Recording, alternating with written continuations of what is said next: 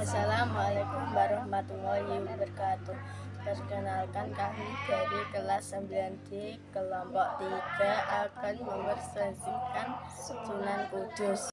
Biografi Sunan Kudus. Nama kecilnya Jafar Shodiq. Ia putra pasangan Sunan Ngudung dan Syarifah, adik Sunan Bonang. Anaknya Ageng Malaka disebutkan bahwa Sunan Ngudung adalah salah seorang putra sultan di Mesir yang berkelana hingga di Jawa.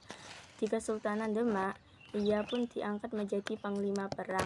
Sunan Kudus banyak berguru pada Sunan Kalijaga. Kemudian ia berkelana ke berbagai daerah tandus di Jawa Tengah seperti Sragen, Simo, hingga Gunung Kidul. Cara berdakwahnya pun meniru pendekatan Sunan Kalijaga, sangat toleran pada budaya setempat. Cara penyampaiannya bahwa lebih halus. Itu sebabnya para wali yang kesulitan mencari pendakwah ke Kudus yang mayoritas masyarakatnya pemeluk teguh menunjuknya. Cara Sunan Kudus mendekati masyarakat Kudus adalah dengan memanfaatkan simbol-simbol Hindu dan Buddha. Hal itu terlihat dari arsitektur Masjid Kudus, bentuk menara, gerbang, dan pancuran atau pandasan wudhu yang melambangkan 8 jalan Buddha, sebuah wujud kompromi yang dilakukan Sunan Kudus. Suatu waktu ia memancing masyarakat untuk pergi ke masjid mendengarkan tablighnya. Untuk itu ia sehingga menambatkan sapinya yang diberi nama Kebo Gumarang di halaman masjid. Orang-orang Hindu yang mengagungkan sapi menjadi simpati, apalagi setelah mereka mendengar penjelasan Sunan Kudus tentang surat Al-Baqarah yang berarti sapi betina.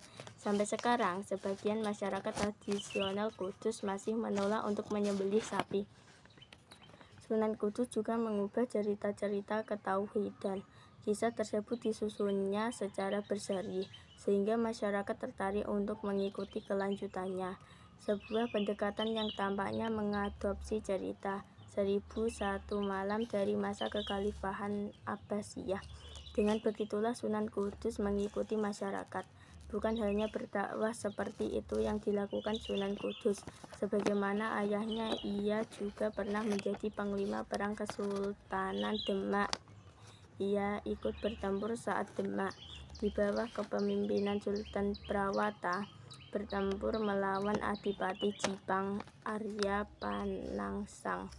Menurut riwayat, beliau juga termasuk salah seorang pujaga yang berinisiatif mengarang cerita-cerita pendek yang berisi filsafat serta berjiwa agama. Di antara buah ciptaannya yang terkenal ialah Gendring, Mas Kumambang, dan Micil. Adapun Imam Jafar Shodiq yang terkenal di Iran itu tidak saja sebagai seorang imam dari kaum Syiah, akan tetapi juga sebagai seorang yang terkemuka di dalam soal-soal hukum maupun ilmu pengetahuan lainnya.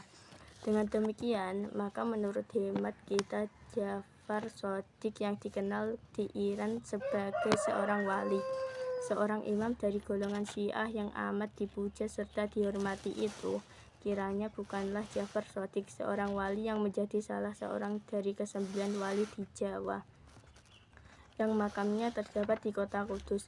Adapun Jafar Shodiq yang kemudian ini terkenal dengan sebutan Sunan Kudus, di samping bertindak sebagai guru agama Islam, juga sebagai salah seorang yang syariatnya Sunan Kudus pun menjadi senopati dari kerajaan Islam di Demak.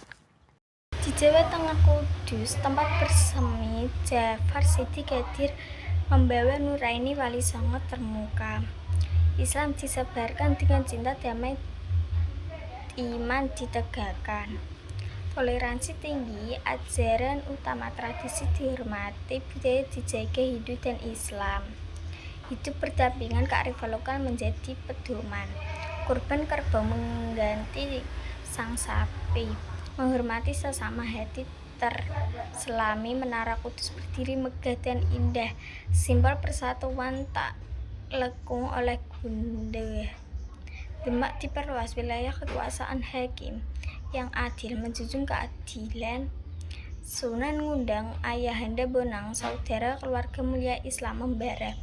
Wafatnya mulia saat sujud sembah di Masjid Darsintar, ruhnya berpisah, jejak langkahnya abadi di tanah Jawa, Sunan Kudus pahlawan sepanjang masa. Wassalamualaikum warahmatullahi wabarakatuh.